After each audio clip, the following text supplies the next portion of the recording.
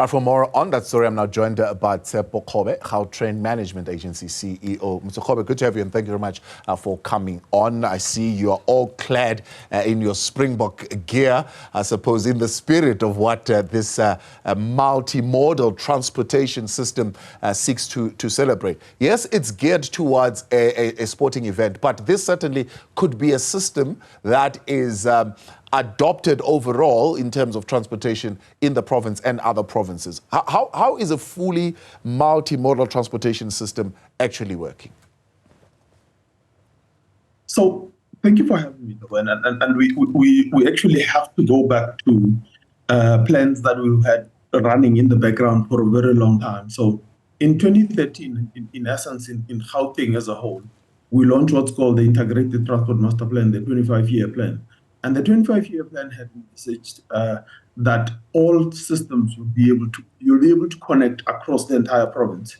One of the key things that also has to be functional between all of this, it's going to have to be the ticketing between the various systems. But what we are testing now, we are testing the ability for somebody to go from, let's say, from Pretoria through to Park Station, and then from Park Station, then easily be able to flow into Park Station, the process station, from the Gautrain station, and then get on a train. It takes about 3 minutes. Then you'll be at Emirates Park, and it's a short walk into the stadium.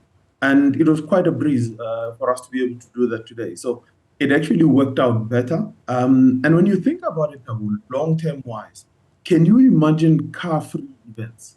Events where you are able to use public transport to be able to access such an event, and you don't have to worry about where to park, whether you'll find your car when you come out of there, all sorts of other headaches that are not supposed to be part of a good game.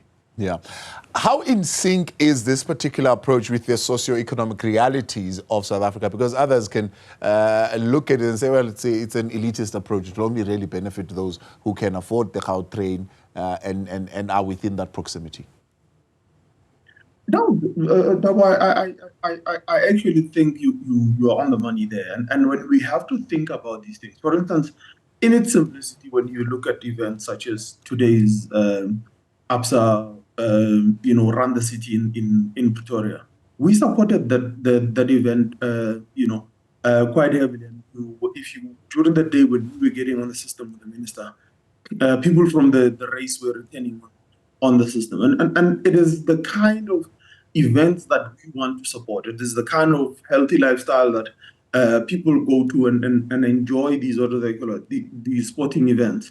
One of the events we're looking for to do long-term wise, it's going to be the Soweto Marathon and various other events that are in all the townships all around the whole of the province. So it is not a once-off gimmick.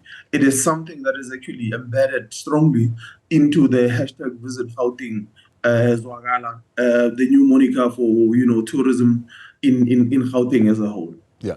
So the minister is saying this certainly is a pilot project, not isolated, not on its own, as you mentioned. It's part of the integrated transport model of the city, or that handbook that has been put together.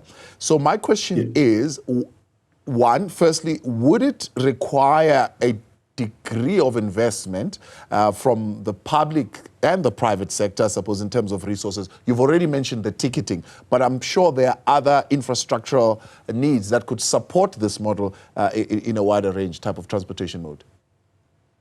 I'm in agreement. For us to be able to realize that, we're going to have to bring on the private sector. We're going to have to bring on technology owners. We have to going to bring on, original equipment manufacturers. We will have to bring on funding for a lot of these projects. As you know, at the current moment, the state has to be able to raise funds in a different manner. And the PPP model will be the one that we lean against to be able to bring these projects into reality. Safety is amongst the issues that, of course, we are looking at. Roadways safer, certainly, by removing people on the roads, as you've already mentioned. But in terms of the safety itself, as people are accessing the services, what is the promise there? So from our end, you're already safe from Gautrain end. Every day, our recovery rate for lost and found goods, it's 99.9%. In actual fact, I've got storerooms and storerooms full of people's phones that they have not come back to come and claim, and items and other items that get picked up on the system itself. But what we are making you a promise for is that we are now ensuring that long-term wise, all public transport will have to be safe. And this game in itself, it is us showcasing the new way in which public transport will enable you to be safe, whether you are on a Gautrain, whether you're on PRASA, whether you are on a BRT or any other type of service. What is it then that people need to prioritize here as they are going to engage with this in this event? So the actual mode will be those who have tickets will be allowed into, what do they call it, into the system, and they would be able to go through to the PRASA trains. So from the Gautrain, be able to access the PRASA trains with their with everything that they want to carry. We are not restricting people from carrying their cooler boxes and everything else that they want to carry, but the rules still stand. You can't eat on our system, you can't drink on our system. You can be able to do that once you have got into the stadium and before you get back on the trains again. We are also prioritizing cleanliness because people always ask me, why are you so strict about the eating? It's about keeping the system very clean, and for us, the rules will still stand, but we will make sure that people's cars are looked after when they are parked in the stations, and then they'll be able to get them back. And we are also prioritizing road safety. One of the things that we all know go with games is, with rugby games, is what we drink and what we consume at those games. And if you could have one less car driving that long distance, you are actually prioritizing safety in the process.